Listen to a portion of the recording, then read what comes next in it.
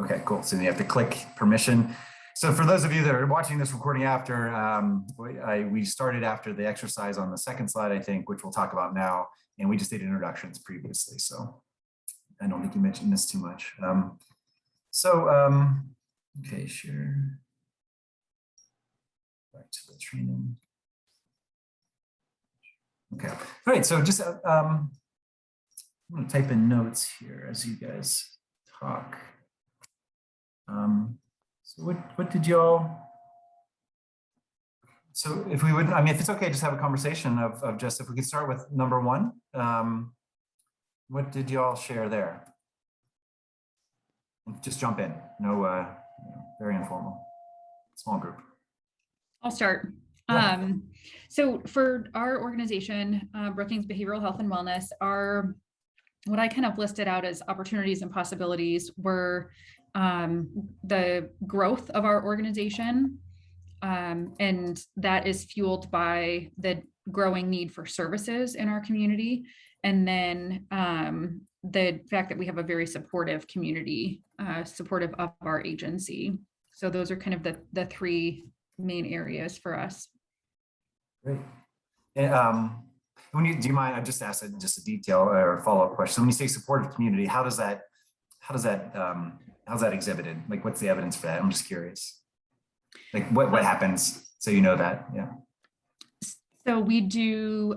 We've got annual surveys actually that our stakeholders complete on our agency. So we've got data that demonstrates that our stakeholders are supportive of what we do. I think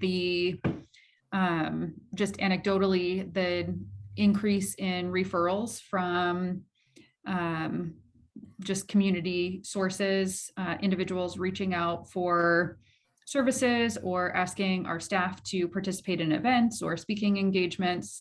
Obviously that's all anecdotal, but I think those things indicate general support from the community. Cool. So like you're getting interactions through maybe through networks, like not necessarily official channels. Like, right, exactly. Cool. That's really cool. Yeah. Mm-hmm. Thank you. Other folks? Number one.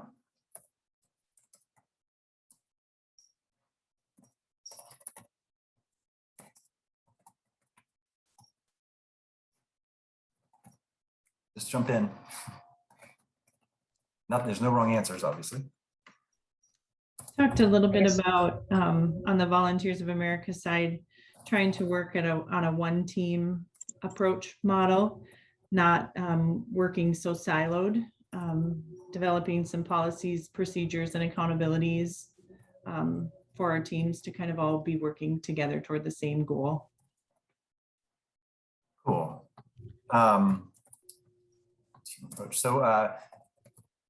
So for instance, so typical silos would be like residential supports, day supports, employment kind of, all being on the same page and be at meetings, but maybe not working together, like when it on the ground, that kind of stuff. Yep. Yeah. Even also residential, our houses worked pretty independently. Prior, I've been with Volunteers of America 2 years. Coming in, we worked pretty independently, trying to come together, working for the common goal, being able to have our DSP staff be a little more transferable, just so that we can, when we have needs in one place, we can move from house to house, and just kind of be boots on the ground and meet needs where the needs need to be met. Yeah, cool. The cool thing about residential staff, they know the people really well, right? So for employment, that can be super valuable. Right. The trick is that sometimes, and not having been in your organization, but I do know in residential supports, sometimes the approaches are a little different in terms of, hopefully in good residential supports, people are learning, they're gaining skills they're doing for themselves versus doing, getting people out the door sometimes is the primary concern, getting through the day, not necessarily like active participation. You understand why, of course, but so that if you can figure, like one thing that I've struggled with, and this is globally, I'm not saying that you may have solved this, but I've not done a wonderful job. Sometimes we've asked residential support to assist on the job in a bind, or we've tried to look at that, and it just seems like that like the point of view of residential staff, again, this is just general, this is not for everybody, is different than that of a employment staff, in terms of the doing for or the directive approach, versus the coaching approach or facilitating approach. So, but yeah, it's all skill set, that people can learn, like you said. Yep, correct. And we want people to be equipped to do the job that we're asking them to do. So making sure that they're able to do that. Yeah, and for sure, like the home stuff impacts the job. I think most times, when when it's not going so well, sometimes it's the homes and not any staff thing, but just a miscommunication or somebody had a bad day at home and didn't get communicated, or we didn't, just contingencies, obviously, transportation, that kind of stuff. So cool. Great. One other person, please. Opportunities and possibilities.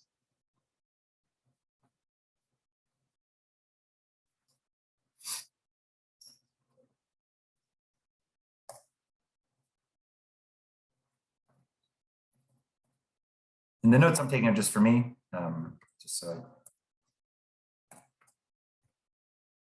Come on, one other person, please, just one example.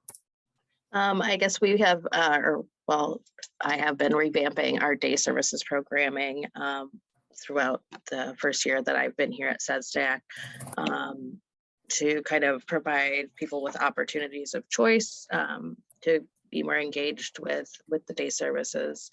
And then another opportunity that we're working on is our staffing right now, because we're having a lot of staffing challenges. And so we've got a new policy procedure that we're working on that has just come out to hopefully kind of ease the need to pull people from like their regular, the ADSs or the assistant directors to work the floor, to have more opportunity to move the DSPs around different components. And as Tara, I believe, had talked about the silos approach and just kind of having everybody be one team, is that we are SESDAC, not just a component, that we all serve the same people, to sometimes we need to be more flexible and work together like that. So cool. Thanks, Rachel. Okay, then in terms of needs problems, challenges.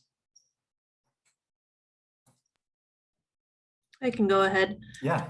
We kind of talked about in our group, with the pandemic, that posed a lot of challenges, and we're still, trying to work through and navigate all those with the changing recommendations.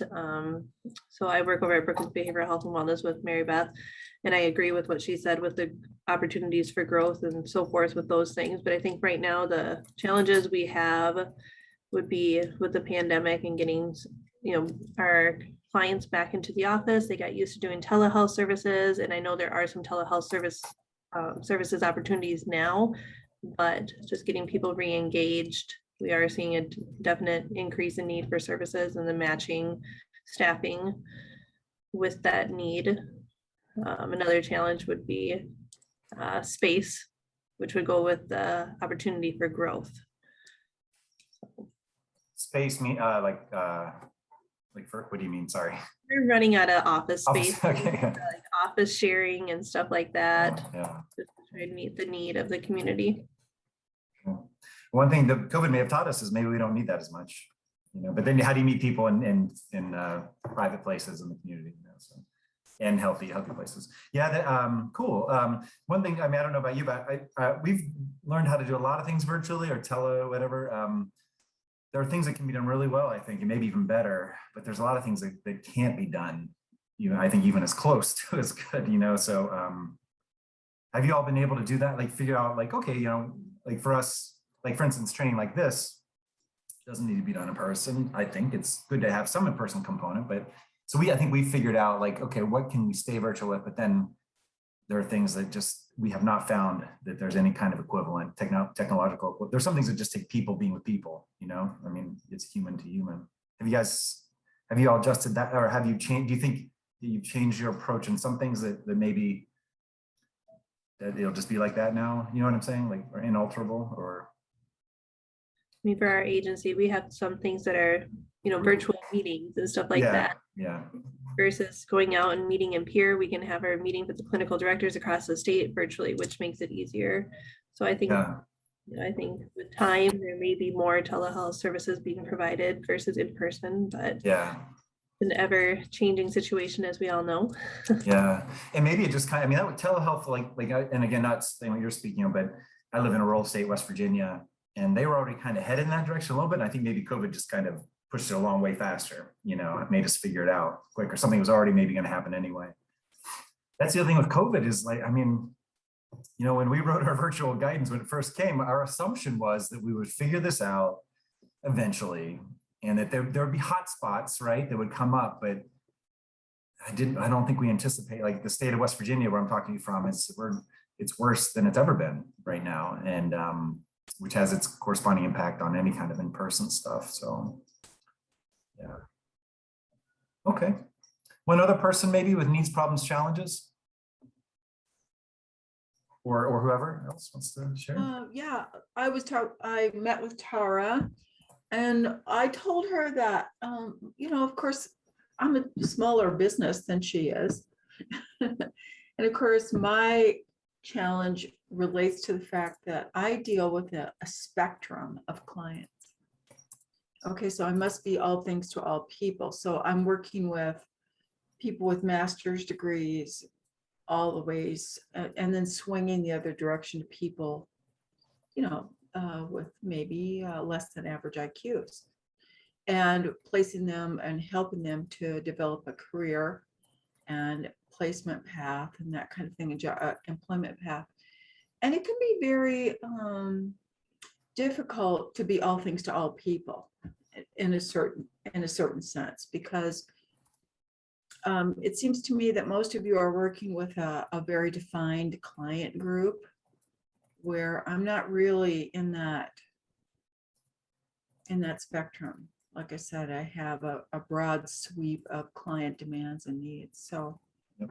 That can be very challenging. Yeah. And I wonder, part of what these groups and the trainings have been about is, I mean, you know, none of us can offer other people's time, but I just wonder, the more we connect with other people who may work more frequently with people, you know, in a specific situation, I just wonder if these organizations can become resources, you know, or. Well, that would be very, very helpful, because that's one thing I was really hopeful that we would continue doing. We started a private provider group in the state during COVID, and and we used to meet like once a month or so and just interact.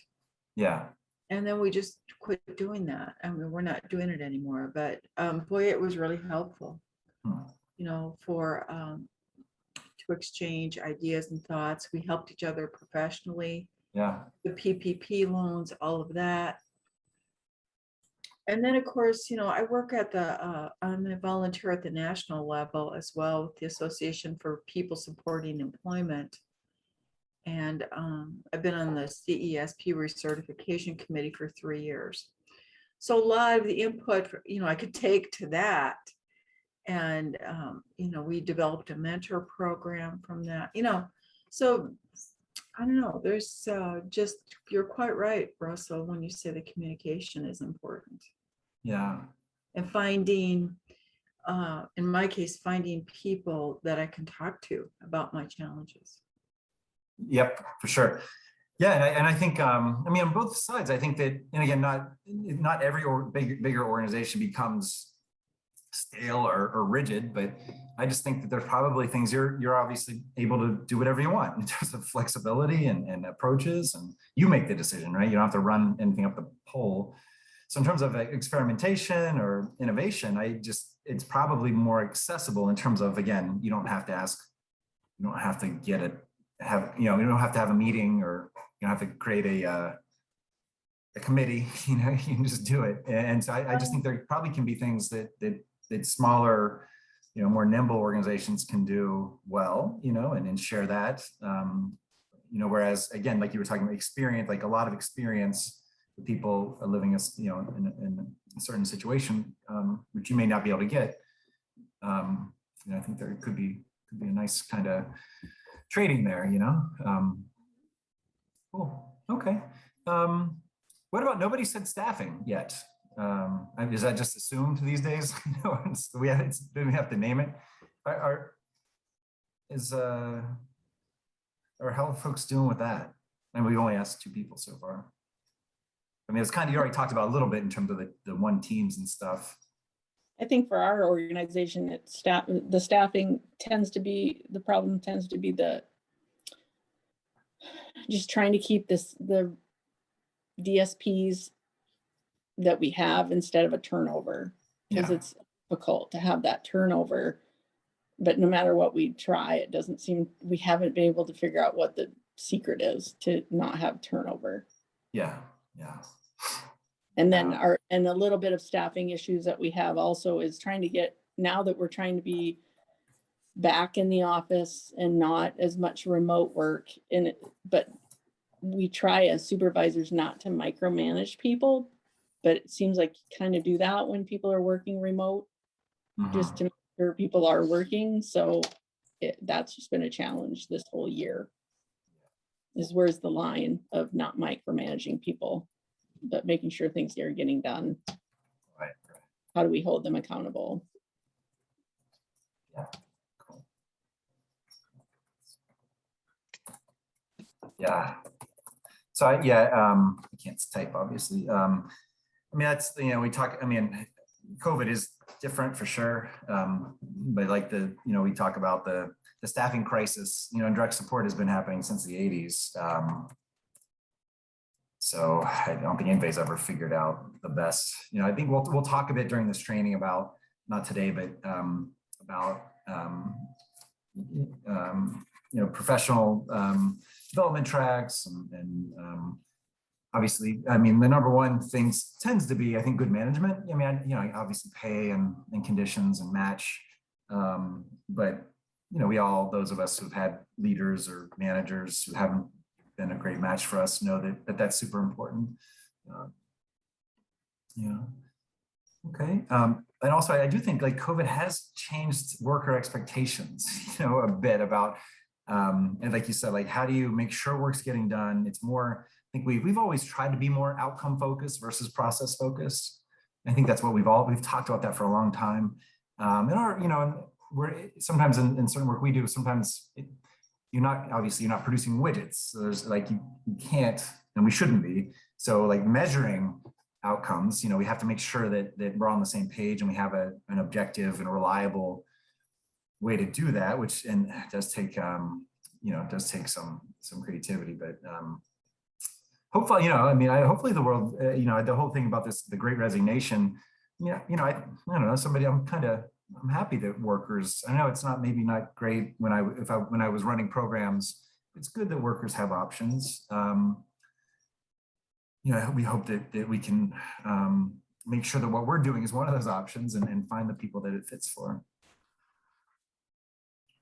Okay.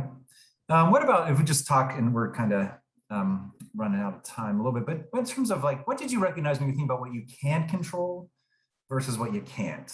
I do think that's so like I said earlier, one of my epiphanies as an adult, both in my adult life and just working, it's hard to keep in that spot, but what were some of the things that you felt like that were important that you could impact, and others that maybe you couldn't?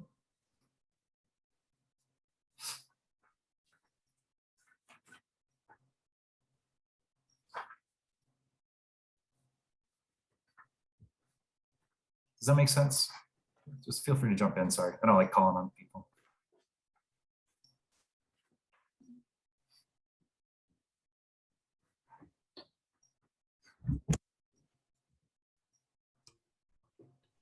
I hope you don't laugh at my answer. No, there's no such thing as wrong answer. I say this a lot to a lot of different people, but I think the only thing that we can really ever control is ourselves and our response to situations. But we do hold a lot of influence, sometimes with our positions and our response. And so I think the way that we respond to situations can influence the outcome of a situation. if that makes sense. Sure. So I think how we respond to the opportunities and the challenges that we are faced with can affect the outcomes of those things. Totally But agree with that. When our participants come to us, you know, with challenges, I remind them a lot that they can only control, you know, their response. And when staff sometimes come to me with problems, they say, you can only control yourself. And when Yeah. I am myself having a problem, I have to remind myself I can only control myself. Right. So Cool. Thank you, Tara. Anyone else?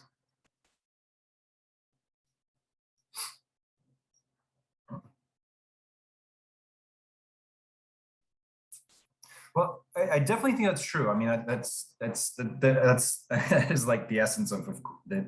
That is the truth. That, you know, we decide, and sometimes, you know, when we're in control of ourselves. I've had a couple experiences lately where, you know, somebody tell you know, when you have kind of out of body experiences. You know, when you realize that when you've lost yourself, you know, that's super important. I do think on top of that, or added to that, I think you know, when we're in positions of power, and I mean that in the most positive way, the meaning that we can make decisions, we have the ability to make decisions, or people listen to us, we have clout. We have, I think that, you know, people vouch for us. I think we can also choose to change processes, you know, in terms of staffing. Again, like depending on how, I don't know how much control and that's another question we'll talk about later, but, you know, how much control do you have over budgets? You know, I think that, you know, how do you, you know, hiring it, what are the things you're looking for? One thing we'll talk about is, not today again, but a later day, is, you know, how do you change maybe your hiring processes a little bit to make it more likely? Again, it's not a silver bullet. There is no, you know, the secret, unfortunately, but to make it more likely, you know, that you'll find people, management style, you know, find people that work for you, management styles. I think there's things that we can, sometimes it's like, what can you stop doing? Like a lot of it sometimes is like, what can we just put down, you know, and not do that anymore. But I think that's definitely true. You can't make somebody, you know, those of us that have had like these, you know, these wonderful interviews with people, and we want them to be on board, but there was somebody who is on board and they're part of your team, they leave to do something else, you know, where you're heartbroken. I mean, I've had that happen to me a few times where, you know, where, man, you could see the future when this person was president, and they just, you know, it's their life, obviously. You can't tell you as much as you want to, yeah, but that's certainly true. I just think that's part of some of the processes we can change probabilities. And it's also, you know, important to know, again, number 5, who are the people who need to be engaged. And I think, like you all were talking about, these kind of, we'll talk about it in a couple slides, that, you know, as much as you can to get, and I know it's hard because there's so much work to be done and people are busy, but as much as we can get, it's the whole vertical, make your organization less vertical, less layers, so that people who are, you know, who are brand new, you know, they have a perspective, they have a genius, they have a lot to add, you know, somebody's been there for a long time doing direct support work. But I think that, you know, in terms of, I think it's important, as you all know, to find people in every position in the organization who need to be engaged in the direction of the organization, right? The you know, and then the big work, right? I mean, it's all big work, but in terms of like making changes or proposing new processes, emphasizing certain areas of you want from your staff and your kind of your organization, setting mission goals, that kind of stuff. So along those lines, I'd just like to hear from y'all. If you think of it, and again, leaders, supervisors, I'm really thinking of, you know, people who are setting the course for the organization. So executives level, people are running programs, so have a lot of influence. What are in your, again, just out loud, what are the characteristics, traits, excuse me, of leaders that have had the most positive impact, right? The best impact. What do you think some of those traits are? Again, there's no right or wrong. Like great leaders, and again, I'm not talking about like General Patton or, you know, like you know, these kind of mythical. I mean, just like people, like everyday people you bumped into, or that you try to, you know, that change your life. I don't know. I thought of a military person. What do you think some of the qualities are? I think, Russell, that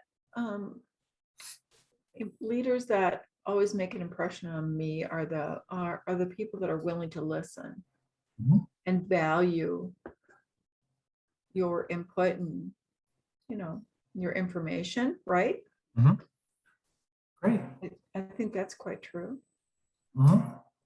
So kind of listeners who, or I'm sorry, leaders who listen and who also encourage participation. But I kind of work myself from that Ericksonian model, unconditional positive regard. Oh yeah. The whole idea of unconditional positive regard when I work, because like, for example, expecting the best out of the person Mhm. or assuming the best versus the worst. Cool. And what I just came across that phrase in a couple of things. That's not Carl Rogers? Who is that? Who said that? Erickson, Milton Erickson, Okay, cool. I've not. unconditional positive There's a regard. Yeah, cool. Mhm. So, And- no, And go ahead. it's a Rogers thing too. Okay, cool. Uh-huh. Awesome. Yeah. So, and then in kind of like disability services world, like that's the presumed competency, that's where that means. Cool. So, or if you want like optimistic, if you want to give more, you're missing the point there, but it's getting away from what you're talking about, but I think cool. Anybody else? I think of someone who I use the term facilitator, but someone who supports or assists their staff in being able to be successful. So Cool. what can I do as a leader to help facilitate your success, or making sure whether it's removing barriers, giving them the tools they need to be successful, giving them the authority or autonomy, or whatever that looks like, but helping those individuals to be successul. Great. And that's wonderful. So that's part of sometimes, and again, it just makes me think like part of that is sometimes people know that, they can tell you that, but sometimes people can't. Sometimes people don't know what, you probably had that situation where somebody's struggling. They're a wonderful person, very talented, very smart, very motivated, work their butts off, but they're struggling. And so they may not, or even together, you may not know. But being willing to engage. I often think too, that's somehow related, I think, to have a leaders being willing to get their hands dirty, to jump in and do the thing that you're supporting people, or at least, at the very least, have an understanding of the work that person is doing, right? And that's hard as our organizations get big and there's the distance between the leader, quote unquote leader, the executive, and the DSPs becomes further. But man, I think that is crucial.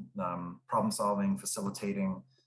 And I do think there's an aspect of that can't happen unless you have actually or are willing to like jump in the messiness, and I mean that in the best way of just like complications of the answer not being clear. One of the ways and this maybe sum up my whole view of leadership sometimes is like, I still think sometimes that, and I've experienced this myself, that like, the professional development track in services for people with disabilities is sometimes like, and this is a joke, but it's kind of true. I've deemed it, and other people too have deemed it, like they get the hell away from people with disabilities. Like the more client you get, the more pay you get, the less time you actually spend with people with disabilities or people that you serve. I don't know if you've noticed that, but I've noticed that. And so I think a lot of leadership, maybe what happens is it's just like you kind of lose touch, and a lot of leadership, I think, is kind of trying to push back on that a little bit. Great. So I hope that was not offensive. I've noticed that's a trend I've seen with leadership. Great. What about? I guess we could always say the mirror of that is the worst. But is there anything like that stuck out for you in terms of like behaviors? And again, like we're talking about not what like, we're not trying to thought police anybody, not what they think, but actually what people are doing. Like, and again, without naming names, but have you had experiences where like something stuck with you over time? Somebody, one of your managers did or a leader did, and it's like, wow, I'm gonna learn. One of the best things is learning from other people's mistakes, right? Like, I'm not gonna do that, or maybe I'll do the opposite of that or whatever. Does anybody have anything that that stuck out to them? I would say someone that's a micromanager or doesn't trust in my abilities or capabilities to do a job as it's described. Yeah. Cool. Yeah, I think all of us can probably relate to that. So trust is a huge factor, obviously. That's in all this stuff in human relationships. We'll get to that too. Teams. Anybody else? Well, I think it's important, and one of the reasons that I work independently is that when you work for a large corporation, you become a servant of same. So you beware the hatchet man in your organization. It's my point. If they need to save money, cut services, whatever, one thing, when I speak to my professional clients is, always important to have a plan B available. Yeah. And that's the thing. I mean, we are very dedicated people because we're working in a services organization, providers, and we sometimes can be taken by surprise pretty easily and be very naive about what is actually going on in the corporate structure. So keeping yourself informed, advised, and having a plan B is not a bad idea. Right. And kind of, know. Yeah. Cool. So that to me speaks to and I think that some sense of solidarity, I think is really important in a workplace. This idea that we're all in this together and we will all sacrifice when things are tough and all lend a hand. And will also, all of us will benefit when things are good, right? That the more layers there are, I think that the hardest to predict that. And again, not always. I know there are organizations. Again, the idea is that with some of this stuff, you can influence. You can influence how organizations function. The one that sticks out to me is just I've had. There's been a few times in my career where a manager or a leader didn't do what they said they were going to do, and they didn't have a good reason for not doing it. I mean, I generally benefit the doubt, unconditional positive regard. I think that's a wonderful way to view life. But when that happens, that's a trust thing. I think. I mean, that hits everything for me. Anyway. It's been a hard thing for me to swallow. Okay, so you can look, this is taken from a number of different places. You guys can look at this. I'm just going to go through the rest of the slides, just stuff you can read. And you guys, I think, have hit on that facilitative, adaptability, emotional self-control, emotional self-awareness, right? And that's hard. Empathy, all this stuff, inspirational, perceptive, positive outlook, team player. So a lot of it's there. I think that when we're thinking about, how do you recognize those things? How do you support those things? I think that layers do disrupt, because these are all human aspects and they're built on relationships and trust. Any kind of layers hierarchy has a tendency to disrupt that. Even though we're human beings and we tend to love to create hierarchies anytime we can. So I think that the idea of somehow flattening the structure, I think there are many ways to do that, which we'll talk about in terms of open doors, having communication channels, technology. The idea is the less there are layers there are, the more people are given permission to be their best selves, and without worrying about getting punished or needing to ask permission. Then cultural creativity and innovation can be created. So again, layer trust, honesty, integrity. This is all stuff you all know. And we'll talk about, this will be kind of the homework is looking at, strengths and passions and how do we figure that out for people are so wonderful and unique and brilliant and they're complicated, right? So how do we hit at this stuff? How do we find out what this stuff is? and help people feel empowered, right? So that they can do their best work and contribute in their own unique way to your workplace. So, so it's two kind of self-examination activities. I hope you don't, I'm not, I don't like giving homework and stuff. I think these are pretty cool, I think. And what I'm going to do, I'm going to give this to y'all. I'm going to send it out to the group, and then I'll follow up like with an email. I have my next meeting coming up. I just, don't spend tons of time with this first one. But just think about, when you look at your organization, spend a little bit of time in self-reflection. Is there anything y'all are doing that's not grounded in best or evidence-based practices? And it may be like, well, we're not quite sure what those are, or we do it sometimes or whatever. Do we do stuff that increases stigma? We all probably know what that is, right? Where people are viewed negatively based on equality that is assigned to them, or that they have no control over. Do we reinforce stereotypes? Do we decrease the opportunity for development of typical friendships, relationships, social capital?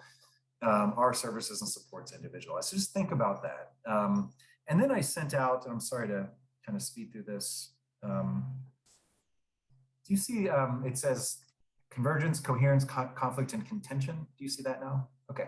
So what I want to ask you to do are the first three pieces. And what it is if you read it, see, again, these are just like very basic, like here's who I am, values I hold dear, actions I take. So this is my values, and these are the actions I do. And this is what I want you to do, is do this for yourself, how you expect others.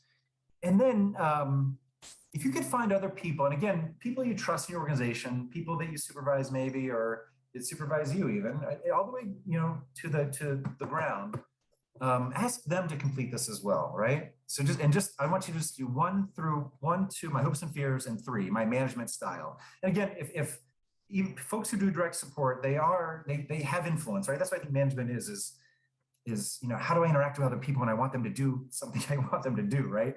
How to manage conflict, strengths and weaknesses. Everybody can be a leader, right? What I'd like you to do is do this for yourself, and then find a representative sample of people within your organization, within the vertical kind of chain or whatever you call it, and ask them to do this as well, and then meet with them. And not, you don't have to do it all together individually, and just tell each other, tell each other what you found, right? And so the idea behind this is that often, we don't have these conversations. And maybe y'all just had a retreat, or it's hard now with COVID, but we don't have these like very basic conversations with each other in our workplace, right? And, these kind of core notions of who we are and what we want out of work. How do I like to be managed? How do I manage? How do I handle conflict? What are my hopes and fears? These are like basic, things that all of us feel every day and think about, but we don't really have these conversations a lot with people within our organization. Maybe we don't want to expose ourselves, or we don't want to be vulnerable, but I think it's, getting at kind of these core pieces of people is a really important part of building like an intentional organization, a functional, healthy organization, right? Not just the dysfunctional organization that we've been a part of, those of us probably a few times. So that's all your homework. I'll follow up with y'all to make sure you understand. So do those, that last slide on the PowerPoint, the stuff about supporting people to be in the community, that kind of stuff. Just think to yourself. And then this is just 1, 2, and 3. Do them for yourself, and then ask some other people within your organization to do it for themselves as well, and see if you can talk with them. Laura Newbert, I'll get in touch with you, because not exactly sure how you'll do this, but maybe with your consultants. We'll figure it out. All right, sorry, I do not handle time very well sometimes, and I've got a 12:30 meeting to run to. So any questions before I jump off? I'm available. I'm going to read you actually, if you look at the email I sent you for the setup, my signature's on there, and that number, the phone number 304-641-4464. That's the only phone I have. And so text me if you have any questions. That text is the best, because that's how I talk to my kids. But I'll follow up with y'all about the assignment. I'm getting a call now asking where I'm at for my 12:30 meeting. So sorry. All right. So talk soon. And I'll also send out a doodle poll too. Yeah. Thank you so much. Okay. Bye-bye.